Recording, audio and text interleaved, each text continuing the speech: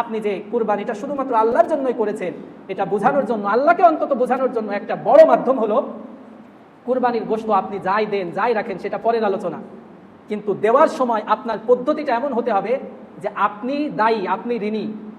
যিনি নিতে আসছেন তিনি ঋণী না, আপনি নিজে ঋণী। কারণ কুরবানির গোশত পৌঁছে দেওয়ার দায়িত্ব আপনার।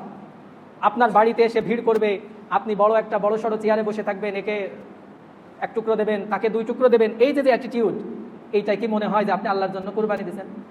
আল্লাহর জন্য কুরবানি শব্দের অর্থই তো কয়েকবার বললাম, উৎসর্গ করা, ত্যাগ করা, বিসর্জন দেওয়া। আপনি ফকিরকে 2 টাকা দিয়ে কি পরের দিন ওর থেকে 5 টাকা কামনা করেন? উৎসর্গ করে দিয়েছেন, বিসর্জন দিয়ে দিয়েছেন। তা কুরবানিটাও তো যখন জবে করছেন আল্লাহর নামে, ওটা তো বিসর্জন দিলেন, ওটার থেকে আবার বাড়তি রাখার চিন্তা আপনার কেন আসবে? এজন্য আপনি যে কুরবানিটা শুধুমাত্র আল্লাহর জন্যই দিয়েছেন এটা বোঝানোর বড় একটা মাধ্যম হলো আপনি যতটুকু যা দিবেন এটা মানুষের কাছে গিয়ে পৌঁছে দেন, যেন আল্লাহর কাছে বলতে পারেন যে না আল্লাহ, আমার যতটুকু সাধ্য ছিল আমি পৌঁছে দিয়ে এসেছি। এই যে পদ্ধতি, এই পদ্ধতিই প্রমাণ করবে যে আপনি আল্লাহর জন্য কুরবানি করেছেন। আর আপনি যদি স্বাভাবিক আমরা যে এই পদ্ধতি অবলম্বন করি, সবাই আমার বাড়িতে আসবে, মোড়লগিরি দেখানো, এইটা আসলে কুরবানি আল্লাহর জন্য করেছেন কোনোভাবে আপনি প্রমাণ করতে পারবেন না।